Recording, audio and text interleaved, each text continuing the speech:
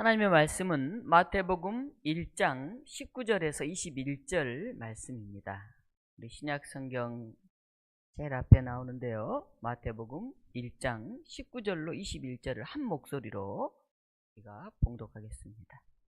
그의 남편 요셉은 의로운 사람이라 그를 드러내지 아니하고 가만히 끊고자 하여 이 일을 생각할 때 주의 사자가 현몽하여 이르되 다윗의 자손 요셉아 내 아내 마리아 데려오기를 무서워하지 말라. 그에게 잉태된 자는 성령으로 된 것이라. 아들을 낳으리니 이름을 예수라 하라. 이는 그가 자기 백성을 그들의 죄에서 구원할 자이심이라 하니라. 아멘.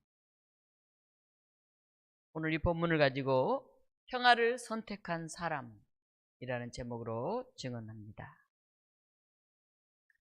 성탄의 밤, 세상은 여전히 불안했습니다. 우리는 성탄절 하면 평화라는 말을 자주 합니다. 그러나 성경 속 성탄의 밤도 사실은 평화로운 밤이 아니었습니다. 그 시대는 로마의 군대가 지배하던 시대였고 폭력과 억압이 일상이었고 가난한 사람들의 한숨이 멈추지 않는 그런 세상이었습니다. 오늘 우리가 사는 세상도 그렇습니다. 우리는 평화가 사라진 세계, 평화가 일상이 아닌 그런 시대를 살고 있습니다. 전쟁은 더 이상 먼 나라 이야기가 아닙니다. 뉴스를 켜면 전쟁 얘기가 계속 나옵니다. 하나의 전쟁이 끝나기도 전에 또 다른 전쟁이 시작됩니다. 나가서 전쟁은 단지 뉴스 속에 있는 이야기만은 아닙니다. 우리는 경쟁과 갈등, 혐오가 가득한 세상에서 상처 입고 병들어가고 있습니다. 이런 세태는 우리의 언어와 사고 방식, 관계의 방식 속까지 스며들어 있습니다. 그래서 말로 서로 적으로 만들고 생각으로 상대를 제거하고 논리로 폭력을 정당화하면서 어쩌면 우리 안에 이미 크고 작은 전쟁들이 시작되어 있는지도 모르겠습니다. 오늘 세계는 묻습니다. 누가 옳은가? 누가 이길 것인가? 그러나 성탄은 전혀 다른 질문으로 시작됩니다. 누가 평화를 선택할 것인가? 성탄은 평화로운 세상에 온 사건이 아닌 평화가 사라진 세상 한가운데 온 사건입니다. 그래서 성탄은 현실과 동떨어진 이야기가 아니라 오늘 우리의 세계와 너무 닮아 있습니다. 성탄 이야기 한가운데는 아무 말 없이 평화를 선택한 한 사람이 있습니다. 요셉입니다.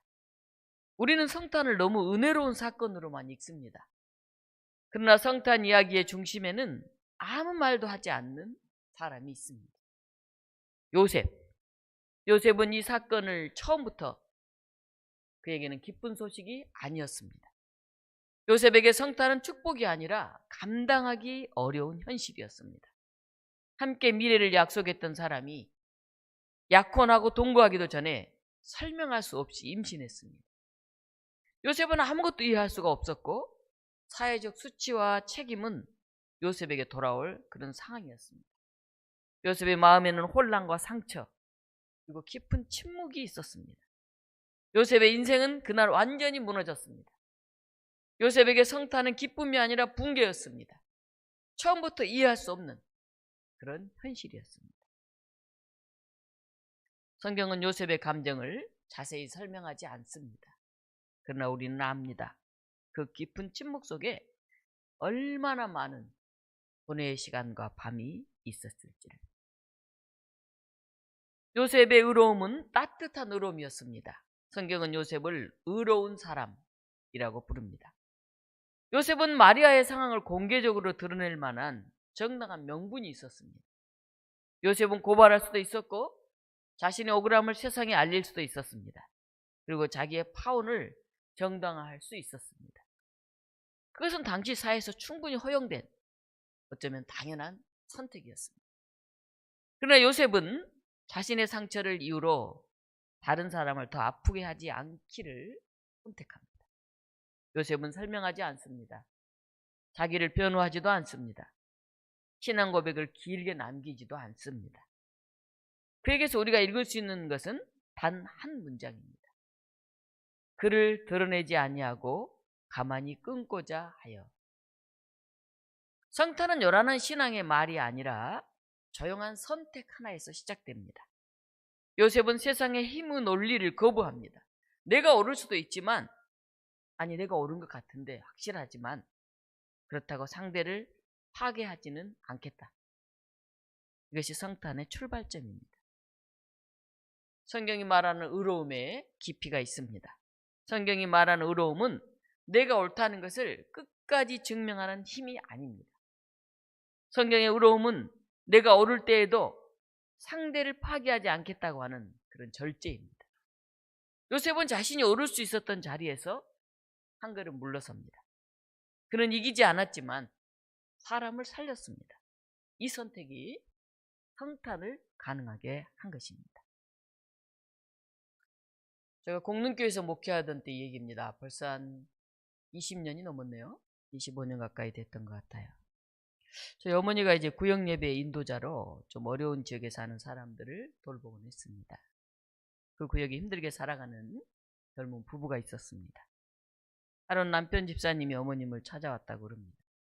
부인이 5천만 원의 빚을 졌는데 이유도 알 수 없고 어디서 쓴지도 모르고 이혼해야 되겠다고 그렇게 얘기를 하더라고 합니다. 그 당시 지금부터 한 20년 넘은 25년 가까이 된 그 시대에 그 어려운 집에서 5천만 원이라는 것은 엄청난 돈이죠. 어린 아들만 둘이 있는 그런 집이었습니다. 그래서 어머니께서 찾아온 사람에게 물었다고 합니다. 당신의 아내의 성품은 어떻습니까? 평소에 집안에서 어떤 역할을 해왔습니까? 그러자 그 사람이 이렇게 말했다고 합니다. 사람은 착해요.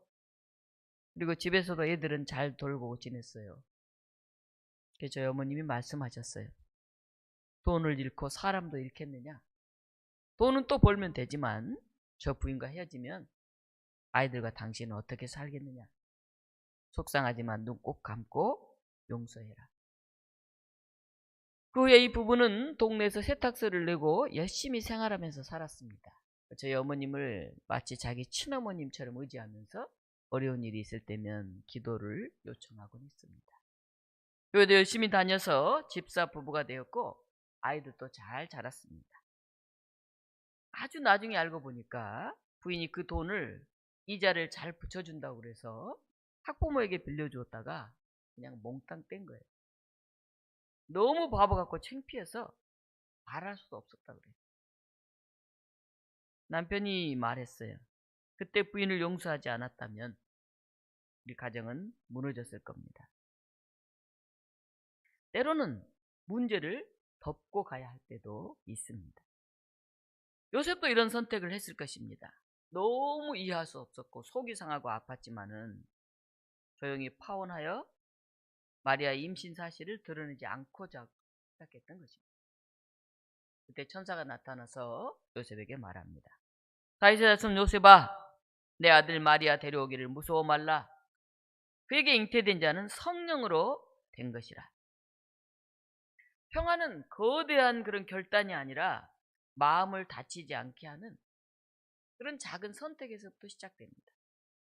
평화는 말하지 않아도 되는 말을 삼키는 그런 순간, 상대를 완전히 이해하지 못해도 상대의 존엄을 지켜주는 태도, 거기에서 시작됩니다.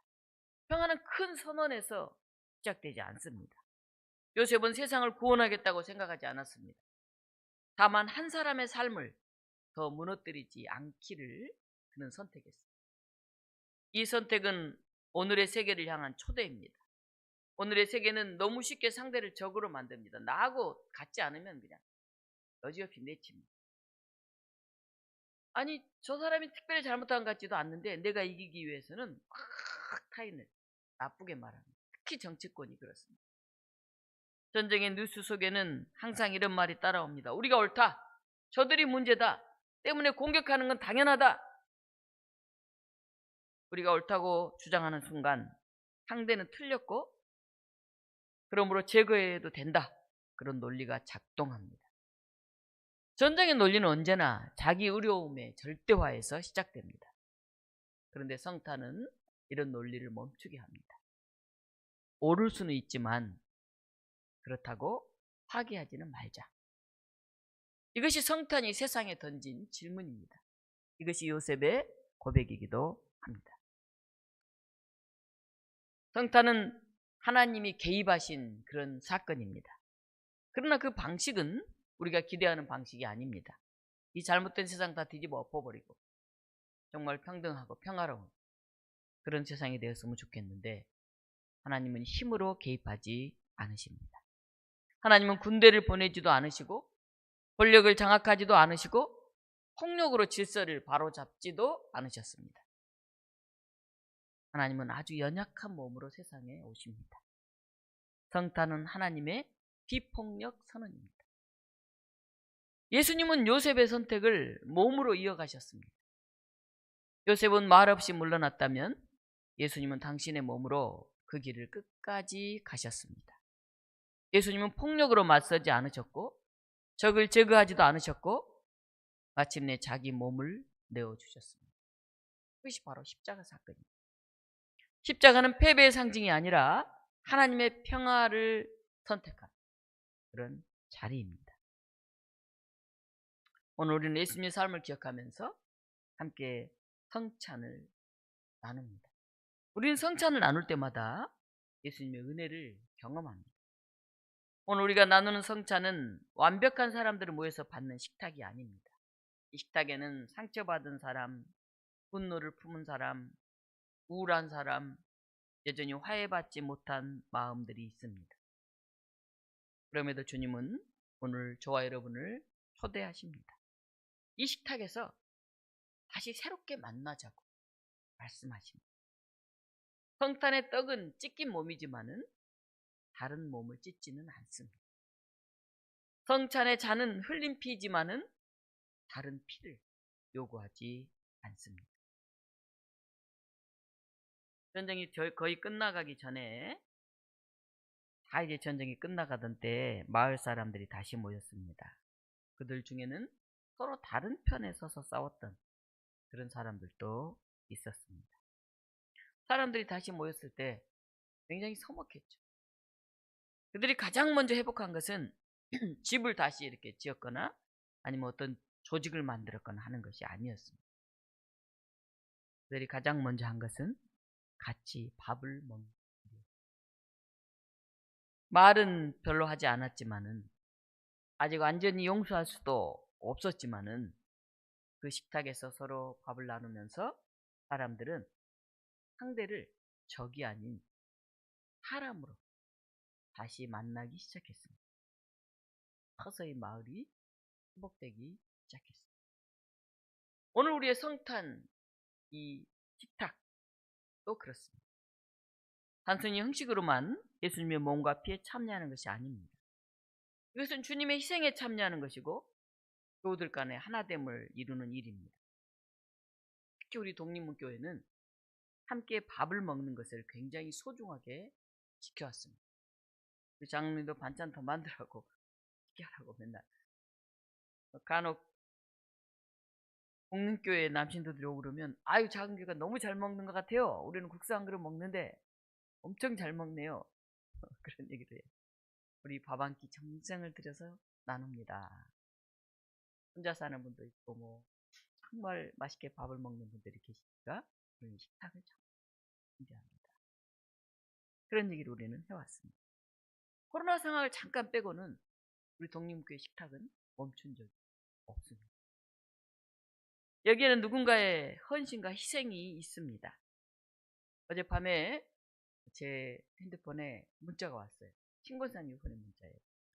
이렇게 문자가 있어요. 목사님, 오늘 병원에서 공여자 지침이 내려왔는데 1년 동안은 무거운 것, 우리가 가는 운동 등 조심할 것이 많네요. 그래서 제가 6월까지 정도는 넷째 주만 시온이랑 식사를 담당해야 할 것 같아요. 식사 당번을 다시 조정하셔야 할 것 같아요. 문자가 왔어요. 그렇구나. 큰 수술을 하시는데 더 많이 배려하지 못했구나 하는 생각이 들었습니다. 지난주에 제가 말했어요. 우리 권사님이 10년 이상 이 자리를 맡아서 봉사해 오셨는데 최소한 한 달 정도는 우리 교우들이 빈자리를 감당합시다.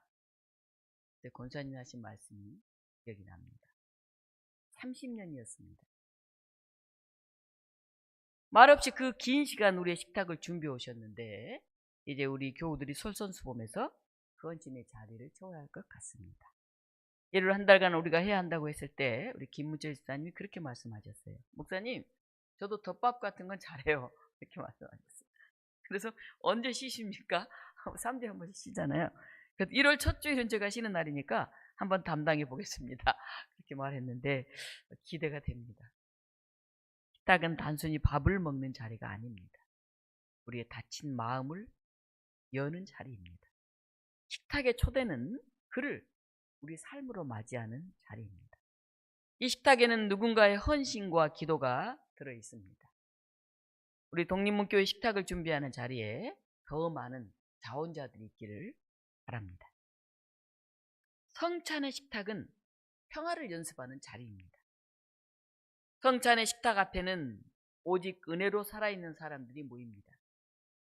성찬은 경쟁과 갈등을 내려놓고 서로를 인간으로 마주하는 그런 자리입니다. 성탄과 성찬은 우리를 같은 자리로 부릅니다. 천사는 하늘의 영광, 땅의 평화를 노래합니다. 성탄은 선언합니다.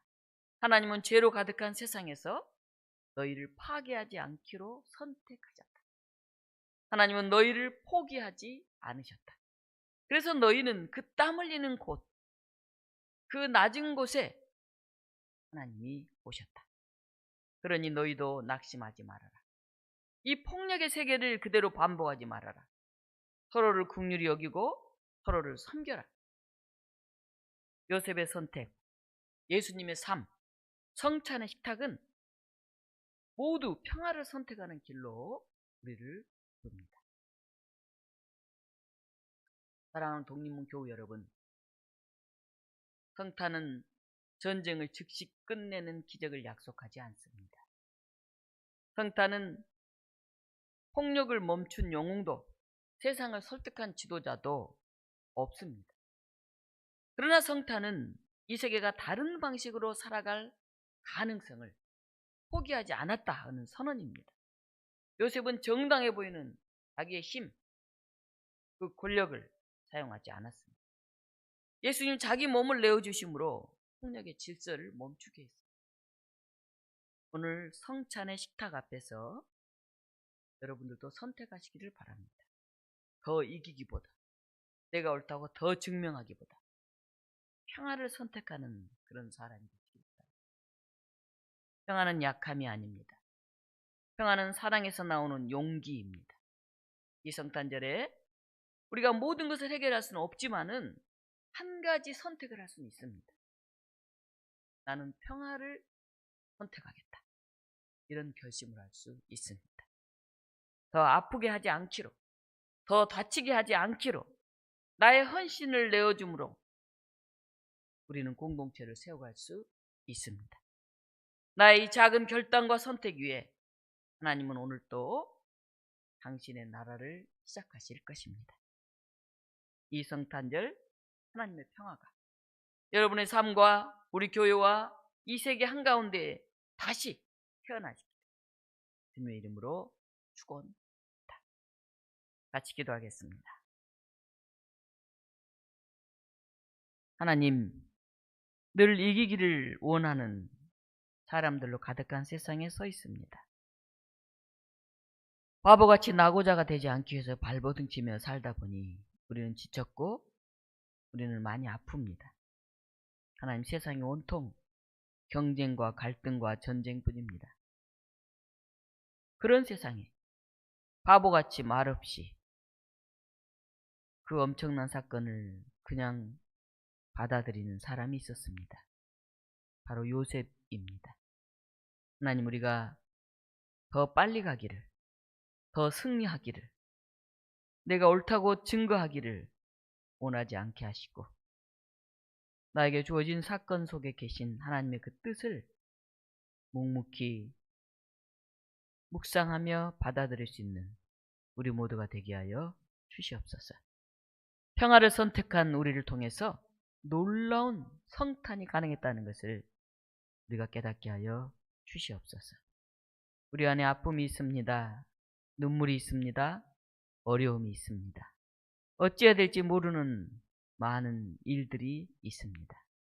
하지만 하나님, 우리가 오늘 아주 작은 평화의 발걸음을 내딛기 원합니다. 그 발걸음이 아기 예수님의 거룩한 탄생을 가능케 하실 줄 믿습니다. 우리의 아픔 가운데, 우리의 외로움 가운데, 우리의 답답한 가운데 오셔서 우리가 작은 미소를 지을 수 있도록, 작은 소망을 간직할 수 있도록 다가와 주시고 위로해 주시고 축복해 주시옵소서. 예수 그리스도 이름으로 기도하옵나이다. 아멘.